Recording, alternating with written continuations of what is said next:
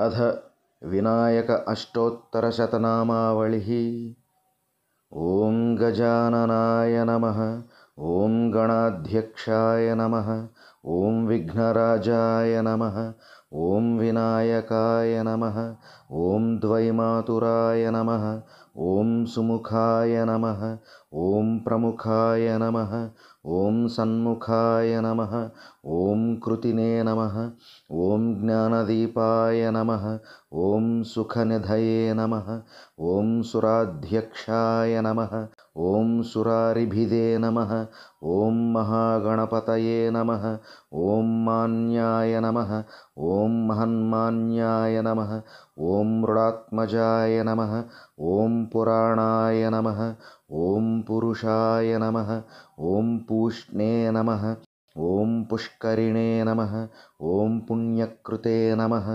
ॐ अग्रगण्याय नमः। ॐ अग्रपूज्याय नमः। ॐ अग्रगामिने नमः। ॐ मन्त्रकृते नमः। ॐ चामीकरप्रभाय नमः।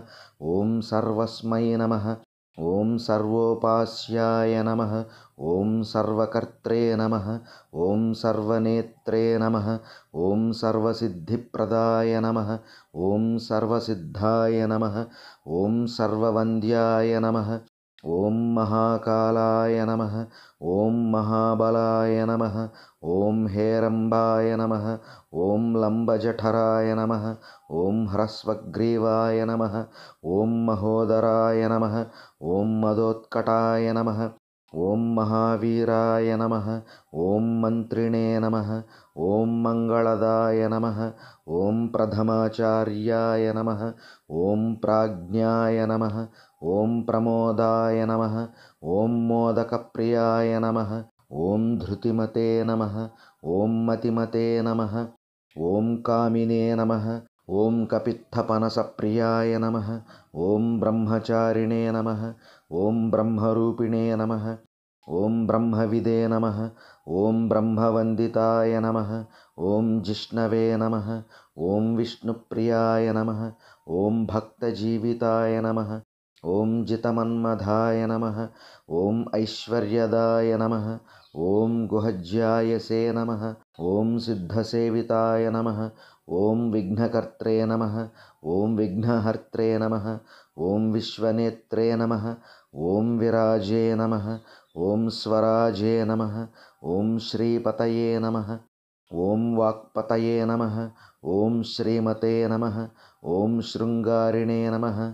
ॐ श्रितवत्सलाय नमः। ॐ शिवप्रियाय नमः। ॐ शीघ्रकारिणे नमः। ॐ शाश्वताय नमः। ॐ शिवनन्दनाय नमः। ॐ बलोद्धताय नमः। ॐ भक्तनिधये नमः। ॐ भावगम्याय नमः। ॐ भावात्मजाय नमः। ॐ महते नमः। ॐ मङ्गलदायिने नमः। ॐ महेशाय नमः। ॐ महिताय नमः। ॐ सत्यधर्मिणे नमः। ॐ सदाधाराय नमः। ॐ सत्याय नमः। ॐ सत्यपराक्रमाय नमः। ॐ शुभाङ्गाय नमः। ॐ शुभ्रदन्ताय नमः। ॐ शुभदाय नमः। ॐ शुभविग्रहाय नमः। ॐ पञ्चपातकनाशिने नमः। ॐ पार्वतीप्रियनन्दनाय नमः। ॐ विश्वेशाय नमः। ॐ विबुधाराध्यपदाय नमः।